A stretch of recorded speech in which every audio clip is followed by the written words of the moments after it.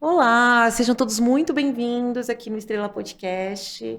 Hoje é o nosso 29º episódio. Você é uma garota aqui trabalhando, viu? E é muito legal, hoje eu tô com uma pessoa de volta que já participou do episódio, nono episódio aqui, que foi quando a gente falou a visão masculina do Mundão e dos Apps, que eram 3 meninos. E hoje ele voltou aqui, a gente ficou amigo e a gente sempre tá conversando, ele sempre tá. Eu adoro que você. Ele é fã também, tá? Gente, ele assiste, ele comenta. E aí eu queria apresentar pra vocês de novo o Gus Erlichman. Erlichman. Tudo bem? Ai, gente, tá vendo? Eu fiquei repetindo, esqueci. Tá. Fica tranquilo. Tudo É difícil bem. mesmo. Erlichman. Erlichman, perfeito. Tá. E aí, tá feliz de novo de estar aqui? Putz, muito legal vendo o teu crescimento aí. Fico muito feliz por você. É um projeto que tem tudo para dar certo, pelo jeito tá dando, né? 30 Sim. episódios chegando e que venham 60, 90. Gus, eu acho que YouTube é um pouco de persistência, não é nem que tá dando. Se eu pôr na ponta dos que eu tô pagando, do que eu tô, tá bem longe. Eu fiz $6, $6,65. Mas assim, cresce a cada dia. Só que assim, eu acho que você não tem que pensar na grana, você tem que pensar em fazer o que você ama. E aí, se der certo, vai. Eu acho que você está impactando um público super qualificado. Os assuntos que você está trazendo são assuntos tabus, muitas vezes.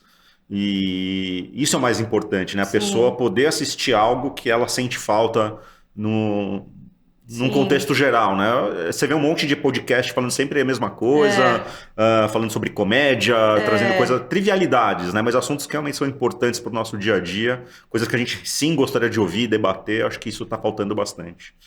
E eu acho que só pra ajudar, cara, Exato. sabe? Tipo, né? Às vezes você começa a falar dos crushes, que você precisa de mais gentileza ou aquilo, não é pra falar mal, mas assim, tipo, vamos. Não é porque entrou a tecnologia que é fácil conhecer gente que a gente vai perder as coisas boas Exato. que você pode ter, né, pra conquistar uma mulher. E o contrário também, para vocês. E aí eu tô muito feliz que você tá aqui. A gente até conversou um pouquinho antes de pensar os assuntos que a gente poderia falar. Eu falei, Gus, eu vou falar de paquerinha app, e não tem jeito que eu vou falar disso, porque eu adoro falar sobre isso. Mas aí ele levantou um assunto que eu achei muito interessante, que é sobre burnout, né? Síndrome de burnout. Deixa eu pegar aqui minha colinha que eu peguei. Você ri, né? Você acha... Colinha, né, gente? Tem que ter, né? Essa Juliana não prepara até o Faustão tem colinha, por que nós não teremos? Ai. Mas assim, eu acho que esse assunto vai ser muito legal. Síndrome de burnout, ou síndrome do esgotamento profissional, é um distúrbio emocional com sintomas de exaustão extrema, estresse, esgotamento físico, resultante de situações de trabalho desgastante, que demandam muita competitividade ou responsabilidade. A principal causa da doença é justamente o excesso de trabalho. Então, acho que é um assunto muito atual para a gente falar hoje, assim. Exatamente. E ele falou, Ju, vamos embora. Esse é um tema que eu abordo com frequência e agora eu estou focando bastante nisso, em formato de palestra, por conta da minha experiência com burnout, né? Eu tive uma vez muito séria e na segunda vez que eu tive eu já consegui identificar e consegui dar uma parada mesmo, né? Mas quando você tem pela primeira vez, você não consegue identificar o que é, né? Você só consegue identificar se você tiver a ajuda de um profissional. E ele acontece principalmente em pessoas que trabalham diretamente com o público, que tem uma alta pressão no dia a dia, como, por exemplo, médicos, enfermeiros, pessoas que lidam com coisas muito, muito graves, muito importantes, e também profissionais que lidam com muita pressão no seu dia a dia. Né? Que é o nosso caso que também, trabalha... né? Que é comercial financeiro, exatamente, né? mercado financeiro. Exatamente, mercado financeiro. A primeira vez que eu tive foi no mercado financeiro e a segunda vez trabalhando com o quê? Comércio eletrônico, que é o que a gente tem em comum, né? E muita gente acha que, mas pô, mercado financeiro, comércio eletrônico são coisas diferentes, obviamente, mas são profissionais que lidam com uma pressão diária muito forte, né? O que tem em comum a pressão por resultado. Né? O profissional do mercado financeiro, ele está lá operando, está na frente do computador o dia inteiro, lidando com números, lidando com dinheiro de outras pessoas, de outras empresas. E no comércio eletrônico a gente está lidando com um público muito grande, com o dinheiro dessas pessoas, sob outro ponto de vista, porque elas estão comprando coisas que a gente vende, e ao mesmo tempo a gente tem uma pressão muito grande por parte gerencial em gerar retorno, né? E isso acaba lhe dando uma pressão muito grande e você tem que saber lidar com isso. Tanto e-commerce quanto qualquer área comercial, né? Que você Exato, trabalha para o resultado exato. e existe uma competitividade. Eu falo de e-commerce porque a gente trabalha com isso. Competitividade né? absurda. Eu nunca gostei desse negócio de corrida, de competitividade, mas em área comercial é bizarramente competitivo. Exato. E o mundo que a gente vive do comércio eletrônico é uma pressão diária. Eu acho que é competitivo que vai matando a pessoa, sabe? Dela falar, putz, tem muita competição. Eu tô atrás, ou ai, eu sou lanterninha, ou não sei o quê. Tem muita competição, tem o medo de ficar desempregado, tem a pressão por resultado, enfim, você tem uma série... Tem o chefe escroto em vários lugares. Exato, você tem uma série de pressões em cima de você, que se você não souber lidar, pode acontecer isso. Né? Mas vamos falar um pouquinho do burnout. Né? Muita gente confunde depressão com síndrome de burnout. E por que as pessoas confundem os dois? Porque eles têm exatamente os mesmos sintomas. O que difere um do outro é a origem. Né? A depressão ela pode ser ocasionada por um problema familiar ou por um problema que você não tem uma origem específica, você simplesmente tem todos os sintomas da depressão, a tristeza, a vontade de ficar isolado, o choro, enfim, algo que todo mundo já conhece, infelizmente. O burnout, por outro lado, o surgimento dele, ele é por conta do trabalho. Tá? Então você fica doente, você fica com sintomas de depressão, porém a origem é muito específica, a origem é o trabalho. E você perde toda a motivação, você fica com um cansaço extremo, você fica sem aquele tesão de querer acordar e ir para o trabalho, por mais que você goste dele. É a exaustão propriamente dita, né? E, consequentemente, vem a depressão. Em muitos casos que eu pude conversar com outros amigos, colegas que tiveram, vem junto a síndrome do pânico. E essa é devastadora. Quando a síndrome do pânico se encontra com a depressão ou com o burnout, assim, é uma sensação aterrorizante, porque você começa a chorar, você começa a literalmente ter os ataques de pânico em momentos inesperados, né, que foi o meu caso, e você precisa saber controlar, você precisa procurar um tratamento para que isso não ocorra, ou para você melhorar o mais rápido possível. Quando a gente tem isso pela primeira vez, que são os casos mais críticos, você começa a ter essa sensação no ambiente de trabalho. Né? No meu caso, que tive tanto no mercado financeiro quanto no comércio eletrônico, eu vou contar primeiramente a do mercado financeiro. Eu trabalhava numa mesa de operações, junto com outras 20 ou mais pessoas, aquela puta pressão do dia a dia.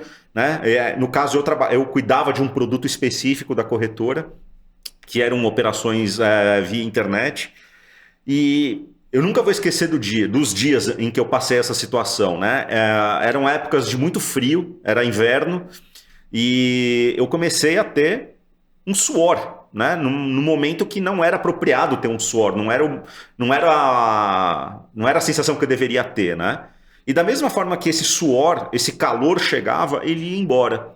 E muitas vezes eu ia parar na enfermaria do prédio, o escritório contava como enfermaria, era um grupo muito grande empresarial, e eu lembro que na enfermaria eu chegava lá, porque eu chegava passando muito mal, com a pressão caindo, ficava deitado por 5, 10 minutos na maca, e da mesma forma que essa sensação vinha, ela ia embora. E isso passou a ser cada vez mais frequente. E não era... eu lembro que a enfermeira me perguntava, você comeu alguma coisa? Você está bem? Tirando isso, você tem algum outro problema? E da mesma forma que vinha, ia embora. E a gota d'água foi quando eu comecei a ter uma palpitação muito forte, né? Um batimento muito forte, minha pressão caía, e eu fui parar no hospital.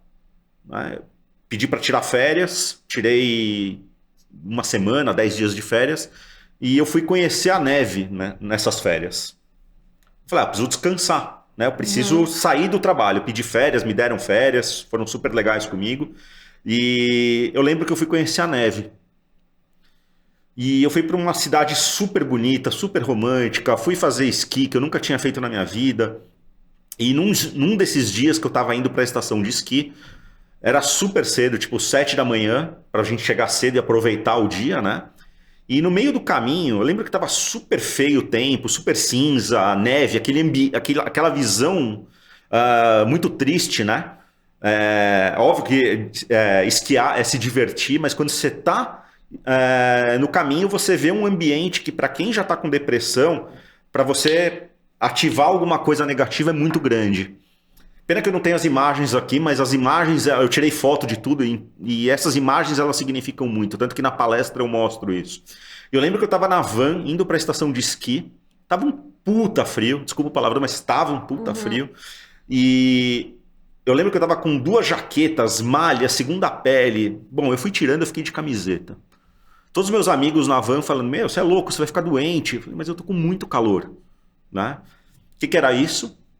Eu tive um gatilho de pânico, porque aquela visão branca, acinzentada da neve, do tempo ruim, aquilo me deu pânico, sem nenhum motivo, mas foi um gatilho, né? E da mesma forma que aquele calor veio, ele passou. A gente chegou na estação de esqui, eu me diverti, voltamos para o hotel à noite, saímos para jantar, tudo bem. Mas são esses gatilhos que começam a te preocupar, né? Você era casado nessa época? Não, eu tava namorando. Tanto que eu fui com ela. A gente foi conhecer essa cidade, foi super legal. Ela foi super amiga nessas horas, ela me ajudou muito. E quando a gente voltou, veio a depressão. Eu não consegui trabalhar no dia seguinte das férias.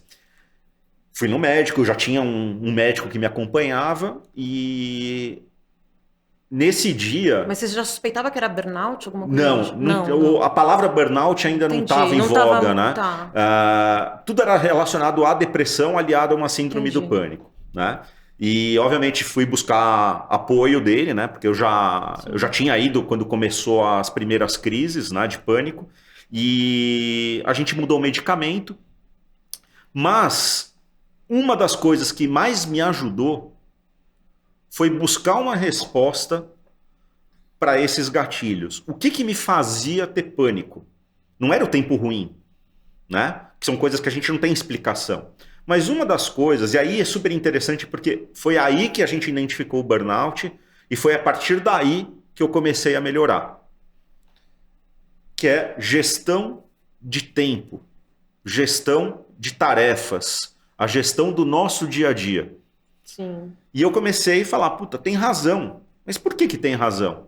Eu comecei a avaliar o que eu fazia naquela época. Eu trabalhava no mercado financeiro, que já é algo insano para muita gente. Sim. Você acorda às 7 da manhã, 8 da manhã, você vai para a corretora, volta. Só que, além do meu trabalho no mercado financeiro, eu já estava em paralelo fazendo as minhas atividades de comércio eletrônico e marketing digital. Uhum. Por quê? Porque eu queria ganhar dinheiro, eu queria casar, poder construir o apartamento, poder juntar dinheiro. Um workaholic também. Total. Essa é a palavra. Eu era um workaholic, eu trabalhava. Você acha que o burnout ele se dá em pessoas workaholics? Mas é consequência. É consequência. É a consequência do workaholic, né? Porque você trabalha das 8 às 18 Sim. e no meu caso eu não parava.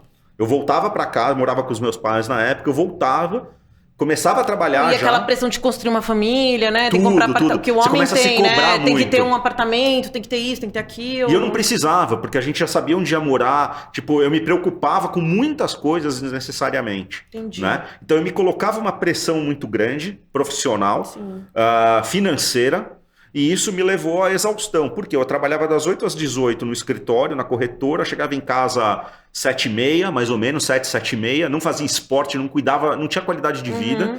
E eu trabalhava até de madrugada com os meus outros clientes, para fazer site, para fazer campanha, para um monte de coisa.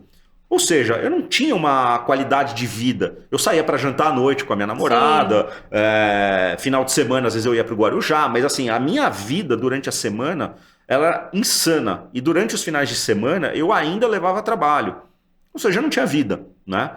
E a consequência disso foi o burnout, foi o pânico, foi a depressão, né? Tiveram episódios gravíssimos de depressão. Obviamente, graças a Deus eu melhorei. E eu aprendi muito com isso. E como que eu aprendi a lidar com isso? A fazer a gestão do meu tempo, tá? A priorizar trabalhos, a priorizar tarefas e o mais importante, pessoal, aprender a falar não. Porque tudo que era trabalho, Você pegava. tudo que era trabalho eu aceitava. Opa, tem trabalho? É mais dinheiro. Tem trabalho? É mais dinheiro. Vamos lá, vamos trabalhar, Você vamos tinha trabalhar. então uma ambição, você era um pouco muito ambicioso demais, Muito né? ambicioso. Você queria fazer dinheiro. Eu queria fazer tudo que dinheiro, tinha. eu queria morar sozinho, eu queria casar, eu queria ter um monte de coisa. E não eram bens materiais, né? É a questão de você se sentir independente, se sentir completamente desvinculado das necessidades da família, né? Você seguir teu rumo, né? Casar, Sim. ter filhos, etc. Querer construir algo, Sim. né? Só que a forma como eu fiz esse caminho foi errado, foi exagerado. Não vou dizer errado, mas foi exagerado. Porque eu não tinha priorização dos trabalhos, das tarefas, eu não tinha qualidade de vida e isso acaba sobrecarregando na saúde. E aí vem o burnout. Como que a gente conserta isso? Quando veio, você já tinha filhos? Não, isso não. foi tudo namorando ainda. Foi tudo namorando, Tá. exatamente. E depois que eu casei, eu tive o segundo burnout. E aí foi por uma pressão insana onde eu trabalhava. Eu já cuidava dessa questão da priorização do tempo, dos projetos, das tarefas, mas tinha uma pressão ali tão insana, que eu me descuidei. E eu tive 2 episódios de desmaio no escritório. Nossa. E aí foi quando eu realmente botei um basta, né? E eu mudei totalmente o meu estilo de vida. Veio o meu divórcio, consequentemente. Assim, aconteceu muita coisa nessa época. E tudo isso só serviu para eu aprender, primeiro, a falar não, e o segundo, a fazer a minha autogestão. O que é a minha autogestão? Eu tenho um projeto? Quantos projetos eu consigo pegar ao mesmo tempo? Para quantos clientes eu consigo trabalhar simultaneamente? Desses projetos, quantas tarefas eu consigo assumir sozinho? Né? Eu aprendi a delegar, coisa que eu não fazia. Eu assumia muita responsabilidade, mas eu não delegava. Eu podia delegar, eu podia ter pego um freela, eu podia ter contratado um estagiário, um analista, não importa. Tá? Mas eu podia delegar. E essa questão de você não saber delegar, ser muito perfeccionista e não saber falar não, te levam ao burnout também. Então é muito importante que você saiba priorizar os seus projetos, o que você pode assumir de responsabilidade, aprender muito a delegar e ser menos perfeccionista. Tá? O perfeccionismo, muita gente acha que ser perfeccionista é uma qualidade e não é. O perfeccionismo também te leva à exaustão, porque o perfeccionismo faz com que você não termine seus projetos. Porque não existe o 100% perfeito. O perfeccionista pode ser um pouco igual a um metódico? Não, metódico... Assim, a pessoa que é metódica, ela tem grandes chances de ser perfeccionista. Né? Mas o metódico é uma... Já é uma compulsão de algo... Né? Eu já trabalhei com pessoas extremamente metódicas, eu não vejo um problema nisso, porque são pessoas que têm uma rotina muito regrada, cumprem datas... Não, mas tem problema, aquela pessoa que tipo, tem que o guardanapo, tem que ficar reto, não, mas o quadro, senão a pessoa pira. Não, mas aí é perfeccionismo. Não, é metódico. O metódico, o que é? Como o nome diz, ele tem um método, né? Ele trabalha daquele jeitinho, ele não sai daquilo. Agora, o perfeccionista é aquele cara, eu não vou entregar meu projeto, eu não vou entregar aquela tarefa enquanto ela não tiver desse jeito. Só que ela pode nunca chegar do jeito que aquela pessoa quer. Enquanto isso, o cliente está esperando.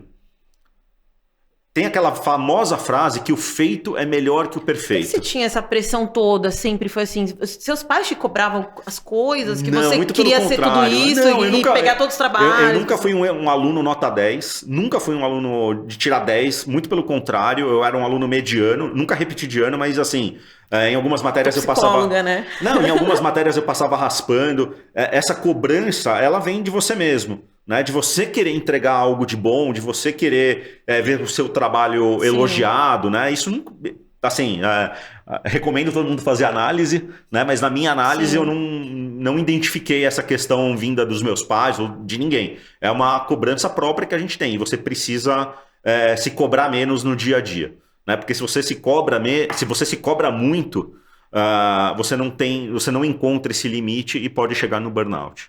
Entendi. E aí, mas aí quando você casou, você já tinha se curado? Vamos lá, eu achava que eu tinha me curado.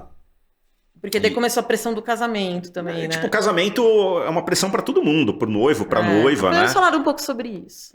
Assim, eu não vou abrir da minha vida pessoal, mas Durante o meu casamento eu tive episódio de depressão aliado a pânico, né? E foi principalmente causada por causa do trabalho. Ou seja, eu tive um burnout durante o meu casamento. Óbvio que ninguém gosta disso, não é bom para ninguém, não é bom para parceira, para o parceiro. Claro. Só que você precisa ter o apoio de quem está com você. Isso é muito importante, tá? E concluindo, eu aprendi a me organizar quando eu dei um basta no mercado financeiro e escolhi uma profissão, a ir para um trabalho cujo era o trabalho que eu queria fazer. Eu fui trabalhar numa grande empresa de tecnologia, que era o meu sonho trabalhar lá. Eu já era parceiro comercial deles, eu já conhecia as pessoas daquela empresa, e por uma ironia do destino surgiu uma vaga, me perguntaram se eu queria ir, eu não pensei duas vezes. Eu saí do mercado financeiro, um abraço, tchau, não quero mais isso, e fui trabalhar nessa empresa.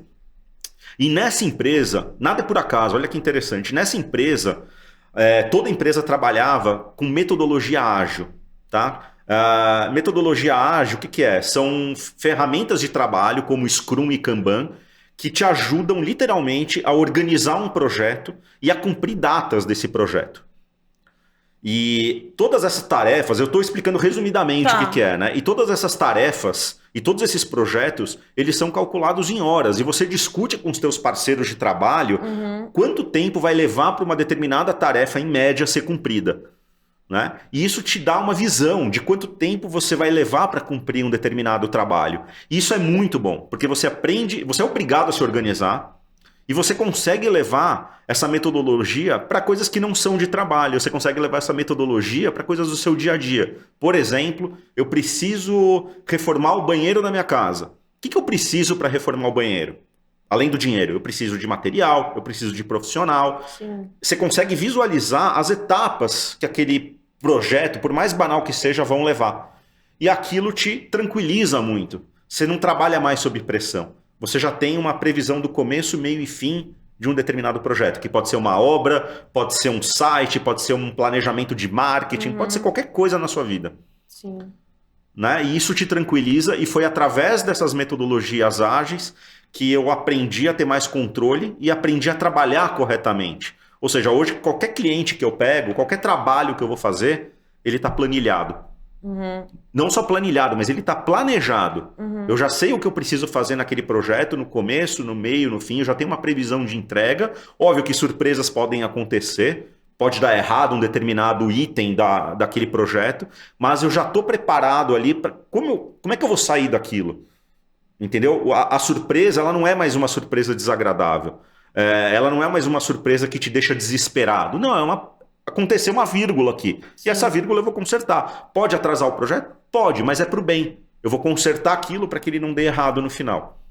Tá? E essas metodologias ágeis, para mim, óbvio, além de todo o tratamento psicológico, remédio que tem que tomar se for necessário, mas o planejamento do seu dia a dia é a melhor coisa que você pode fazer. No seu caso, parece que era um burnout muito mais de sobrecarregado, né? Mas o burnout ele é a consequência de você estar sobrecarregado. Mas tem muita gente também que passa com chefes que né, não tem também todos os... Aí é o estresse do dia a dia, né? Que acaba te sobrecarregando e se você não souber administrar, não souber botar um ponto final, não souber falar não, a consequência é o burnout, que é a exaustão, que são desmaios, pode atrelar a síndrome do pânico e principalmente a depressão.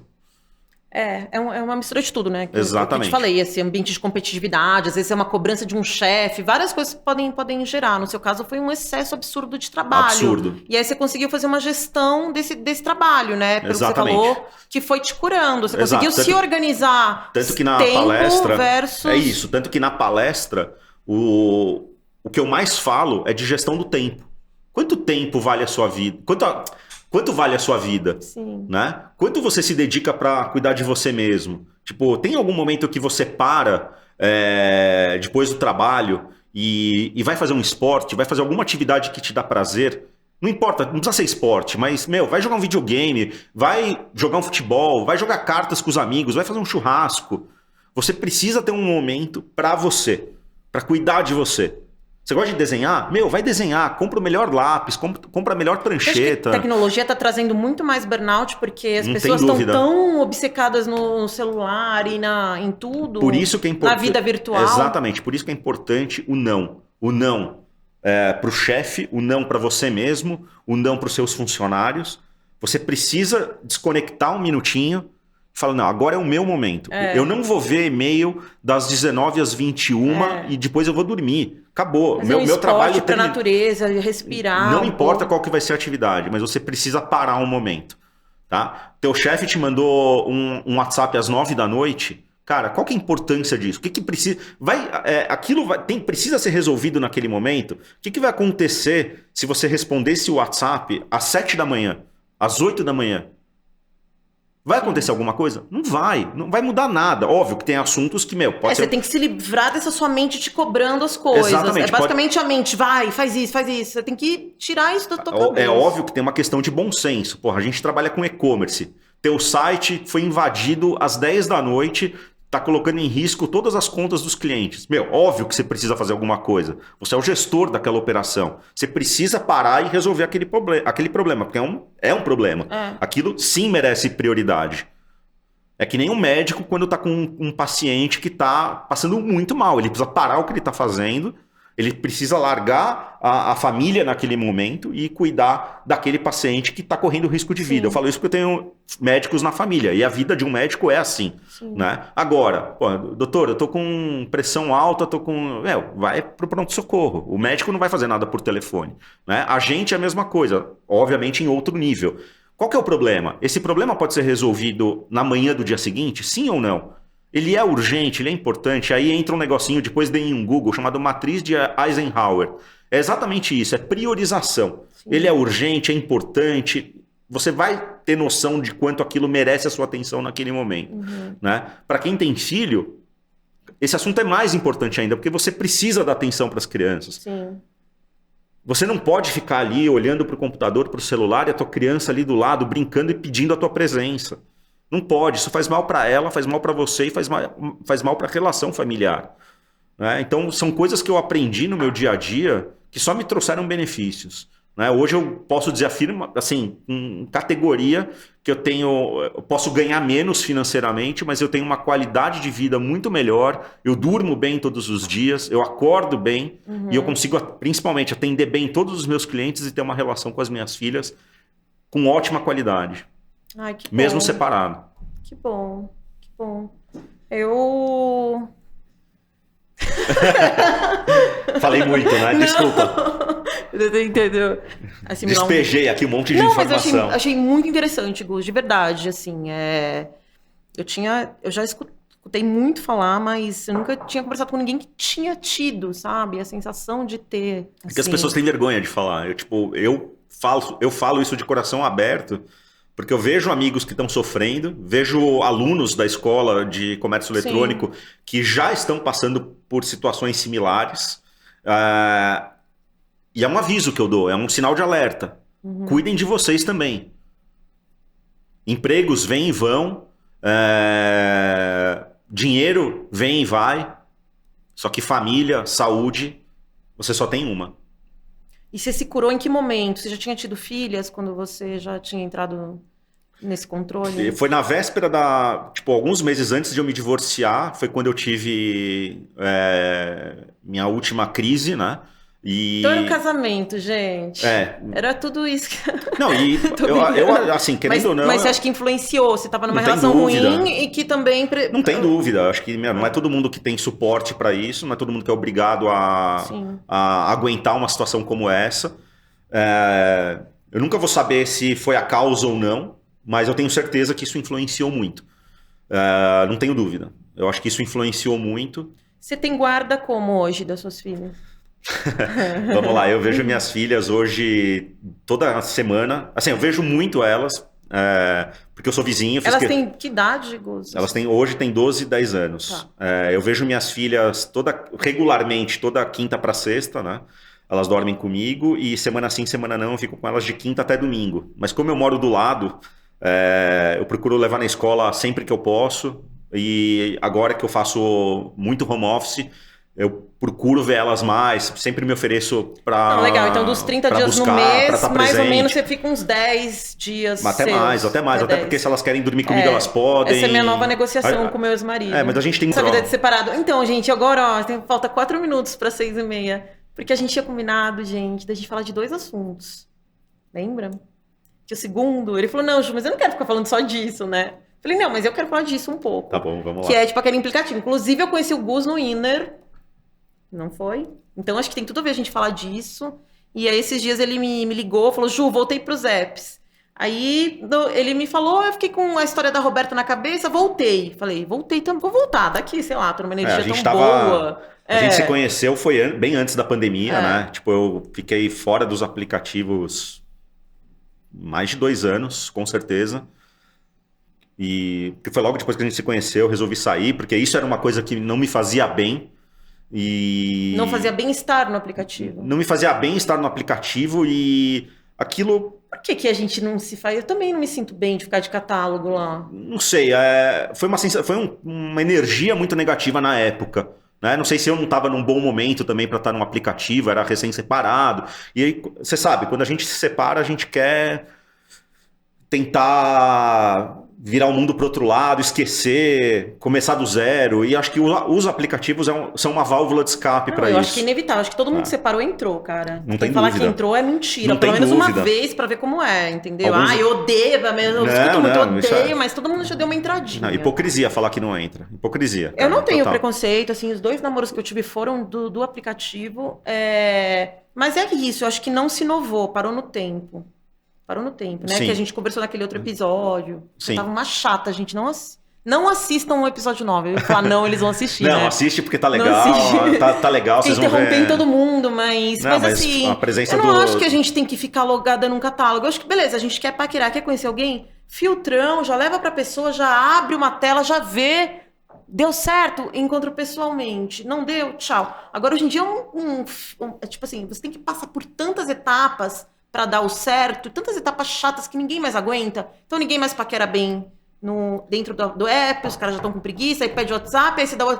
E aí, tá contando essa experiência pra você que eu te fiz, né, que eu voltei. Vou fazer uma pergunta. Quando você entrou naquela época, você falava com várias pessoas ao mesmo tempo?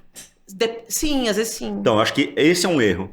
Esse é um erro. A gente quer esquecer logo o divórcio, a gente quer se divertir, a gente quer passar uma borracha, começar uma vida nova, e a gente acaba falando com muita gente ao mesmo tempo.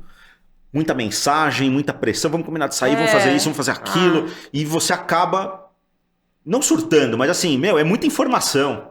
Você acaba não qualificando, não priorizando. Mas acho que já virou isso praxe, todo mundo fala com todo mundo. Então, mas eu acho que é isso que eu tô fazendo de diferente dessa vez. Né? Dessa vez eu não tô falando com 10 mil pessoas ao mesmo tempo. Tá, eu acho que eu acho que menos é mais. Acho que isso vale para muitas coisas na vida, inclusive para relacionamento, pra gente conhecer alguém. Né? Na verdade, eu não sei se acontece isso com você, mas assim, eu não gosto de ficar muito tempo conversando com a pessoa dentro. Eu gosto de sair de lá. É péssimo. Tipo, acho que você tem que dar passos, né?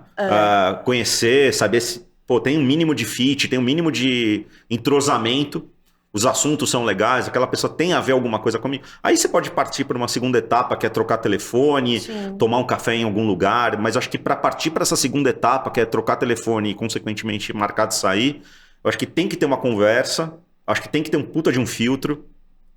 E uma coisa que eu não vou fazer dessa vez, ou que eu não tô fazendo dessa vez, é ficar falando com várias ao mesmo tempo. Acho que isso não é legal, não é uma energia boa. E você perde o foco. Né? Eu nunca fui te falar com vários. Assim, tipo, eu prospectava assim, aí dava WhatsApp, né? Aí saio. Eu não gosto de continuar se eu já conheci sabe?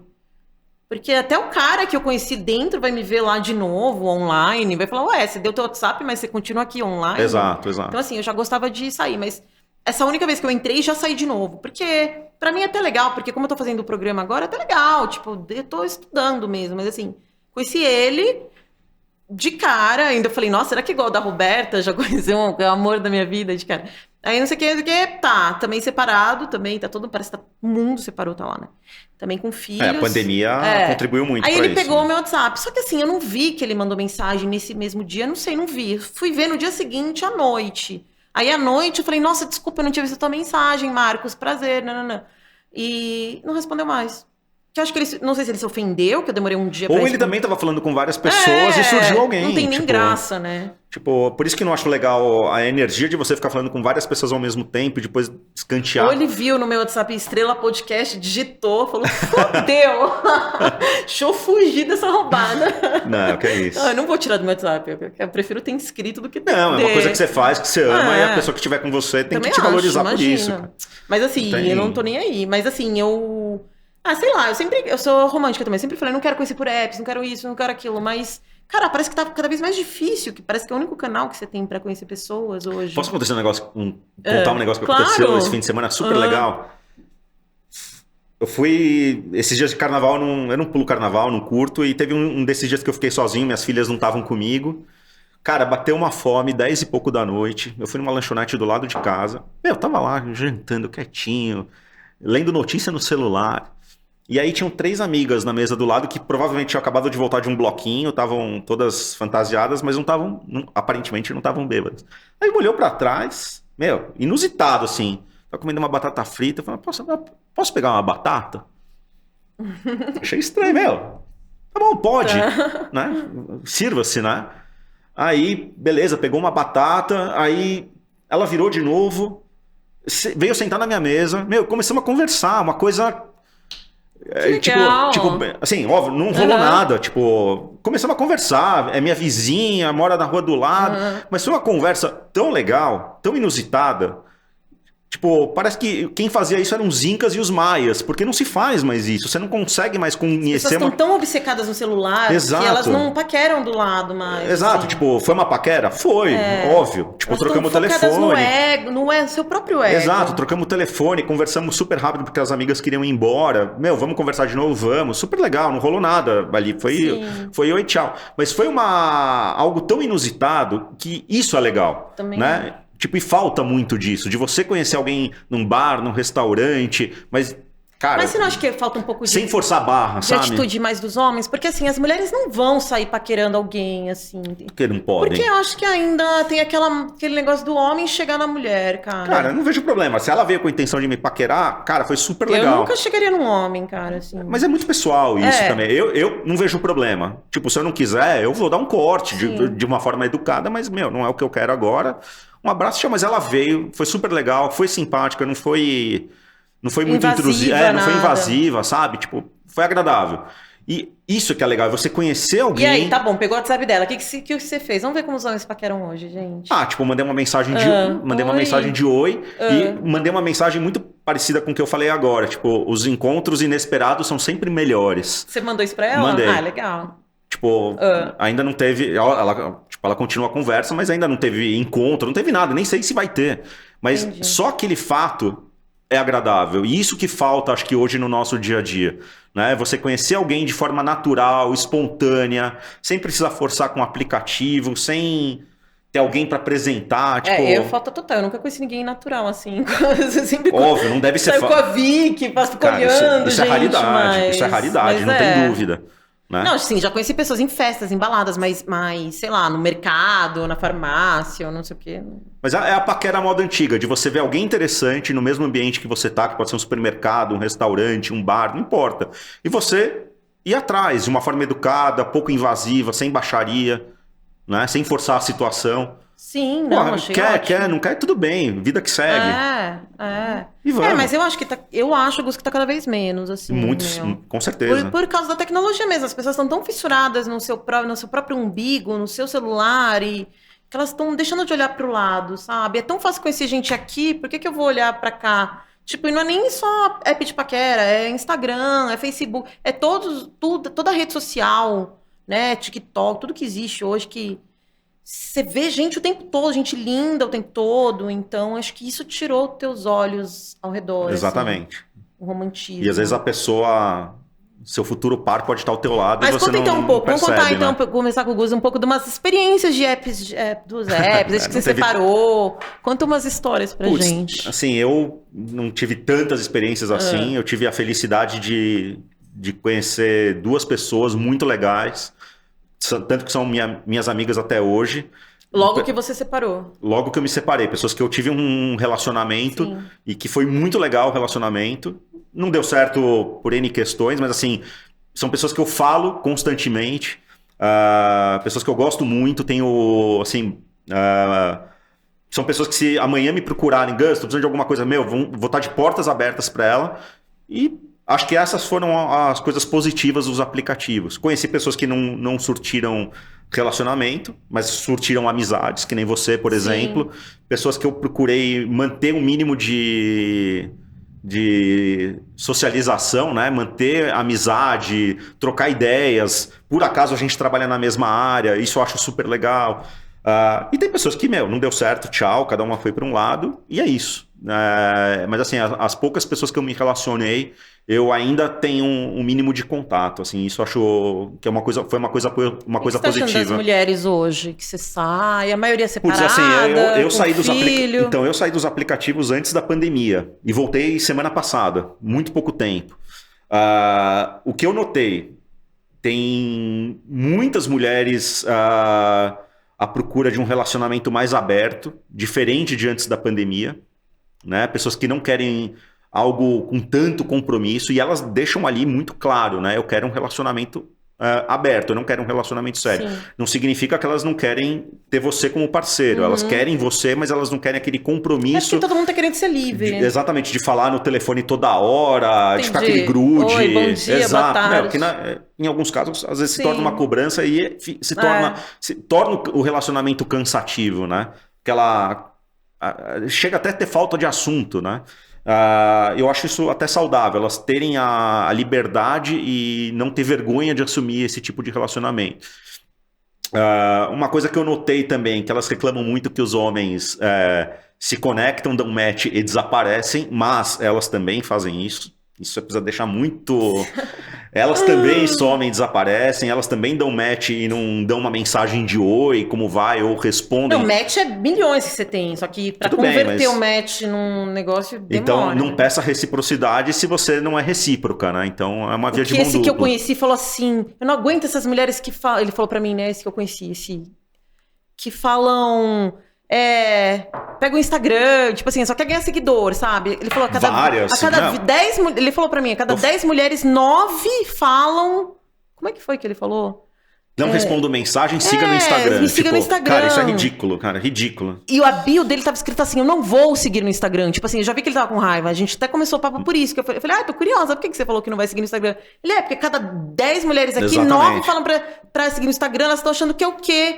Que querem ter seguidor. Exatamente isso. E é ridículo, realmente. A pessoa, mulheres, essa é pra vocês. Não sei se os homens também fazem isso, mas tem uns que falam também, mas... Cara, não põe no aplicativo de paquera, segue no Instagram. Isso é ridículo. Ridículo. Vai então no Instagram, patrocinar a post, mas não fica lá no aplicativo de paquera falando essa merda. E ele falou que, Até porque se dá match, você consegue ver as mensagens. Não tem desculpa, não consigo ver mensagem. Me siga no Instagram. Que é isso? Aí vai começar um monte de cara te seguir? Exatamente. Eu sigo as coisas que eu gosto, as pessoas que eu conheço. Pra mim, abrir o Instagram lá eu já não gosto. Eu já acho carne de vaca.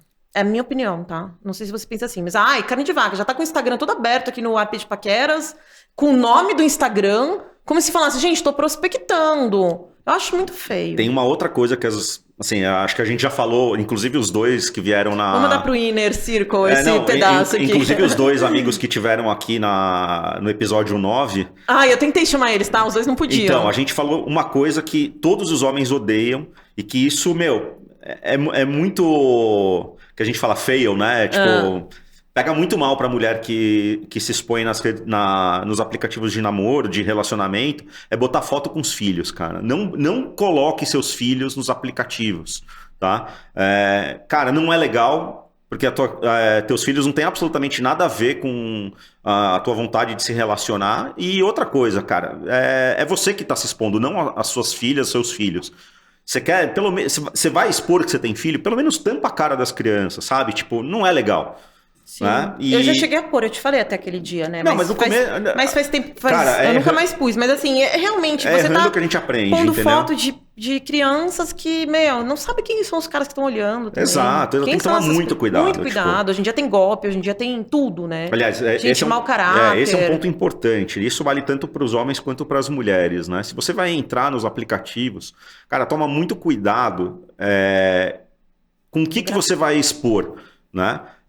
Vou dar um exemplo. Tem mulheres que postam fotografia e na fotografia tem o crachá de onde ela trabalha. Cara, ninguém precisa saber onde você trabalha. Isso vem depois. Você pode falar que você trabalha numa determinada área, numa determinada profissão, mas toma cuidado com as fotografias. Isso é dica de segurança, né, que eu tô dando.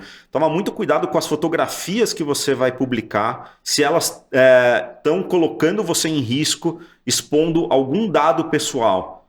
A empresa que você trabalha, a escola que seus filhos estudam, parte da sua rotina, o clube que você frequenta, sabe? Tem coisas que você precisa tomar cuidado. Você nunca sabe quem está do outro lado. Sim. Nós tivemos a sorte de conhecer pessoas idôneas. Eu conheci a Ju, ela me conheceu. Óbvio que no começo a gente não sabe quem é quem, mas quem está olhando o aplicativo, não necessariamente dando like, mas só de observar, ela pode extrair várias informações pessoais tuas. Você sempre pega as redes sociais da pessoa? Porque esse é um lado mais de segurança também, né? Pô, vou pegar o Instagram, vou ver quem é a pessoa. Vamos lá. Óbvio que no começo a gente não sabe... Mas depois tira, senão fica aquele Instagram... Não, no começo a gente não sabe quem é a pessoa, onde ela trabalha, etc. Você vai coletando essas informações aos poucos. E óbvio, você tem que dar uma stalkeada para saber com quem você está lidando. E se em algum momento... Isso é muito importante. Se em algum momento você se sentiu inseguro ou insegura, já corta. Não dá a trela. Se aquela fotografia não te inspirou confiança, não continua. Não caia na cilada só porque a pessoa é bonita, porque a pessoa já fez um papo um pouquinho mais quente. Cara, a tua segurança tá sempre em primeiro lugar. Não é nem Google, Google, LinkedIn, Instagram, assim, você tem que realmente dar uma stalkeada para saber aonde você está se metendo. Para eu ser com alguém, eu realmente também... Eu sempre pego o Instagram. Eu gosto de ver o Instagram, eu gosto de ver a vida da pessoa. Nunca vai buscar ninguém. Nunca deixa a pessoa te buscar no primeiro encontro. Sim. Você nunca sabe onde a pessoa... Assim, óbvio... Dependendo do bairro, dependendo da localização, se você já tem o mínimo de informações daquela pessoa, beleza, é bom senso. Mas, assim, eu arrisco buscar a pessoa ou ir num lugar que não é um lugar público. Seja homem ou mulher, a segurança sempre tem que estar em primeiro lugar. E o lance de conta? Acho que é legal conversar disso, porque eu até conversei com a Roberta no outro episódio. De conta? Dividir conta, pagar conta, convidou, pagou, não sei o quê. E assim, a gente conversou isso no outro episódio, que todo mundo que trabalha, hoje em dia, eu acho que todo mundo tem que pagar, cada um tem que pagar a sua, é legal. Mas assim, o que a gente conversou no outro episódio? Que está faltando as gentilezas dos caras, entendeu? Uhum. Então, por exemplo, o primeiro encontro, o cara te convidou pra sair, ou sei lá, coisas, não necessariamente nem dinheiro, assim, sabe, Gus? Mas gentilezas a gente sente que falta. E aí até dei um exemplo de um que eu saí, que, eu levava em casa na energia da abundância. Tipo, pedia tudo, sabe? Pedia japonês. Eu não sou aquela pessoa que mas assim, aí a primeira oportunidade que tem, o cara dividir os centavos. Não, isso e aí já... é aquela energia mesquinha. Mas assim, como que você...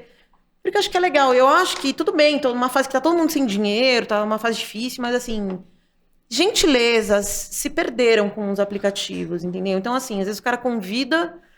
Pra mim, se o cara me convidou e se ele dividir centavos, eu já desanimo e minhas amigas também. Então, acho que é legal de escutar como que você... O que você acha disso? Se é machismo, se... você quer ser feminista, mas isso, mas assim... É a gentileza, entendeu? Do início. Não, enfim. concordo. Eu acho que o primeiro encontro, talvez até o segundo, é legal ter um cavalheirismo, ter uma gentileza, você pagar. Não vejo nenhum problema nisso. E de acordo com o ganho de intimidade, se o negócio avança, eu também não vejo nenhum problema em a mulher querer também se oferecer em pagar uma parte. Tá? Mas isso vem com o tempo.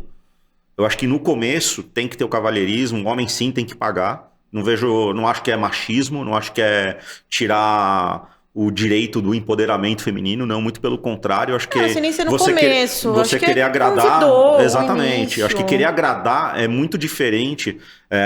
Eu falo isso, eu estava almoçando com a minha filha na semana passada, a gente foi num bar super gostoso perto de casa, e a mesa do lado, a gente viu, ela que me chamou a atenção, inclusive, né? O cara insistindo para pagar a conta, e a mulher, não, eu quero pagar a minha parte, eu quero pagar a minha parte. Tipo, e ficou um negócio meio inconveniente, porque deu pra ouvir a discussão, né? Tipo, a galera ficou olhando, né? A ponto dela chamar a garçonete, que ela já conhecia, e assim, ela falou, não, deixa, por favor, eu quero pagar minha parte. Né? E eu acho que tem uma questão que... O meu ex-marido falava que se a mulher não se manifesta, ele achava péssimo. Tipo assim, como se fosse a obrigação dele. Eu vou chegar nesse ponto. Assim, uma coisa é a mulher ela querer pagar por uma questão de empoderamento, de querer mostrar que ela é capaz, e aí ela tá, ao mesmo tempo, impedindo o homem de querer fazer uma gentileza, Sim. de querer agradar. E não tem mal nenhum em querer agradar. Ele não tá querendo fazer isso para diminuir o poder da mulher. Muito pelo contrário, tipo... É uma forma de querer agradar a mulher, de querer mostrar para ela o quanto ela está sendo importante naquele momento, o enquanto aquele encontro está sendo importante, né? Sim. E como eu falei, com o tempo, eu não vejo nenhum problema em a mulher se manifestar, e aí é o que o seu ex-marido falou, né? Tipo, pelo menos se oferece para pagar. Não que, eu não quero que você pague, mas mostra que você está disposta, sabe? Tipo, é uma questão de empatia, né? Eu acho isso super legal, mesmo que ela não vá pagar. Só pra falar, não, obrigado, não precisa. Ele falou pra mim que broxava quando a mulher não se oferecia. Ele sempre pagou, assim, sempre pagou tudo de todo mundo, mas assim, ele falava, se ela não se manifesta, eu broxo. Eu passei por uma situação assim, que pra mim foi super desagradável. Eu conheci uma menina super legal, a gente começou a sair, saímos várias vezes, e ela começou a querer sair para lugares que pra mim não eram viáveis, financeiramente falando.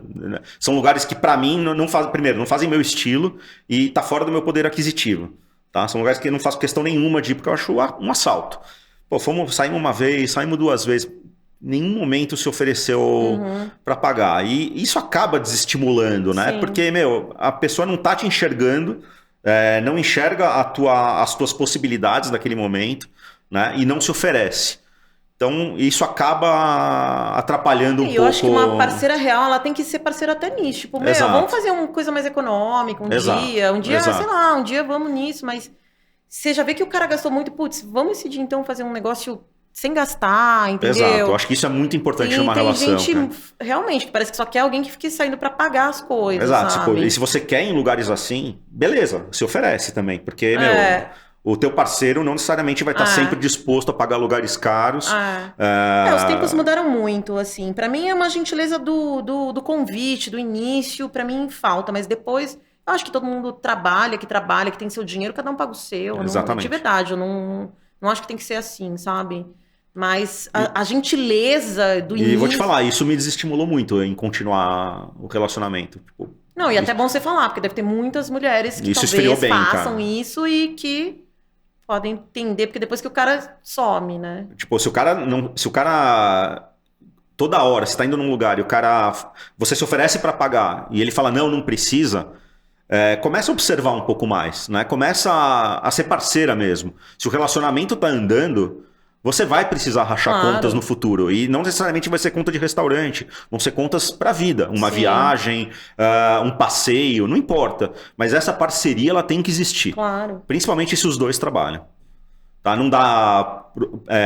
acho que nenhum dos dois tem que assumir essa responsabilidade de só um paga. Eu acho que isso é uma coisa pra vida. Isso mostra parceria, mostra empatia e mostra se... De verdade, eu acho que o relacionamento tende a dar certo se essa parceria existe também financeiramente. Não, eu e a Mônica já falamos sobre isso no episódio Eu Separei Agora. Os homens querem independência financeira. E na parte sexual, assim, você tem algum preconceito? Opa! É que a gente só tem 10 minutos. Caramba, já sim. Caramba. Mas assim, você tem algum preconceito mulher que transa de cara, ou que demora, ou alguma coisa assim? Isso é muito pessoal, depende da pessoa. Depende da pessoa. Mas você sente que as pessoas estão mais atiradas sexualmente? Não, acho que não é tirada a palavra. Eu acho que as pessoas estão mais libertas. As pessoas estão mais, eu vou fazer o que eu quero e vamos ver. Mas acho que também isso vem de confiança. O que aconteceu antes do encontro, né? Teve química, teve uma conversa super legal. Agora, transar por transar, tipo... Depende da pessoa, isso pode até... Sexo é muita energia, né, cara? Não dá é muita energia, você troca energia com pessoas que você não eu sabe. Eu acho que a gente são, tá numa faixa etária e também numa etapa de vida onde não é só sexo. Eu acho que logo que a gente separa, a gente até tem essa vontade de conhecer pessoas, porque a gente tava, sei lá, num casamento, às vezes sem transar, milhões de anos, mas Depois que você descobre tudo isso de novo e que você já tá um tempo, tipo eu, há 7 anos, eu não tenho mais isso. Pra mim, eu prezo muito pessoas que realmente eu confio, sabe? Que eu sei que são pessoas de energia boa, porque... A energia é fundamental, mas além do sexo, tipo, a gente não quer só isso. A gente quer ter uma conversa legal, ter um relacionamento no dia a dia interessante. Para quem tem filhos, isso é fundamental também, né? Para dar jogo. Ou seja, não é só sexo. O sexo é importante, óbvio que é. Se você tem um relacionamento e o sexo é uma merda, não tem relacionamento.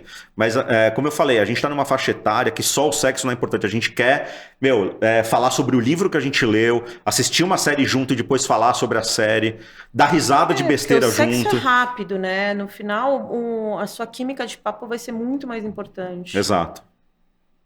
É uma parte importante, mas não é só isso. Também acho. E, quanto tempo a gente tem, Rô? 10 minutos? Conta de você, como é que tá a sua vida? Do nono episódio até o 29º. 20 episódios depois, o que mudou? Então, assim, financeiramente ainda tá difícil, porque eu tô bancando tudo, né? Assim, então, eu tô num momento que eu monetizei, né? Acho que você viu que eu postei lá, né? Eu monetizei, mas tenho $6,65, mas cresce a cada dia, mas é bem devagar. Meu objetivo é crescer o canal, buscar agora patrocinador, buscar... pelo menos um patrocinador que pague os custos, sabe? Sim. Mas eu tô amando fazer, tenho certeza que já deu certo, sabe? Acho que agora é questão só de eu focar, montar uma apresentação. Eu acho que com 30 episódios já criou raiz. Montar uma apresentação aí, não, mas tô amando, as pessoas estão elogiando. Claro que tem uns episódios que eu me acho péssima, assim. Tipo, que eu falo, péssimo, tem que ficar cortando o que eu interrompo. Mas é tudo uma evolução, né? Exatamente. E às vezes tem uma pessoa, tipo o Tio Giba, é a entrevista mais assistida, sabe? A que eu achei que ia ser a pior, que eu achei que ia ficar mais nervosa, que eu fiquei mais tranquila. Ele, 81 anos, brilhou aqui aquela noite, né? Ficou todo mundo aqui encantados por ele. Eu fiquei feliz que eu vi uma amiga minha aqui, a Juliana. A Ju. Sua xará. Ju! Olha que mundo ovo. Ele é amigo da Ju. Tá vendo? Que mundo pequeno, Ju. A Ju de produção independente. Super legal. Inclusive, falei hoje dela com a minha ex-mulher. Um assunto bacana de trazer, né? Ela é uma pessoa que teve uma puta iniciativa, encarou a sociedade, tomou... Uma mulher que você tem que admirar mil vezes mais. Exatamente. Tem uma autonomia super legal foi lá, encarou. Sim. E parabéns, o filho dela é lindo. Lindo, né? Ai, maravilhoso. Esse sonho de ser Faz mãe... tempo que eu não vejo a Ju. Um beijo. Assim, eu tive a sorte de ter sido mãe e não precisava fazer. Mas assim, se eu não tivesse arrumado um amor, eu teria feito isso também. Eu não consigo me ver assim. E não é fácil a mulher tomar coragem, tomar iniciativa e partir para uma produção independente. Nossa, a rede de apoio é muito importante, né? Ela tem uma rede de apoio muito forte, né? Os pais apoiando, isso é muito importante. Isso é fundamental. Você ter... E tem mulheres que tomam essa iniciativa e não tem esse suporte. Né? A Ju tem a sorte de ter isso e, parabéns para ela. Fiquei super feliz de vê-la aqui. De verdade. Eu vou trazer dia 8 de março meu chefe da Estrela 10 que legal. Pra entrevistar aqui, né? Porque eu falei, por enquanto eu tô no e-commerce e no podcast. A gente podia fazer um episódio só sobre e-commerce, chamar o teu chefe, me chamar de novo, vai ser um prazer. Outros profissionais de e-commerce, acho que isso tem... O que você tá sentindo do e-commerce pra esse ano? Putz, esse ano vai ser um ano... Eu acabei de dar uma entrevista também para um outro canal só de comércio eletrônico. E, de um modo geral, o varejo esse ano vai ser um ano de muita, muita tensão. Tá?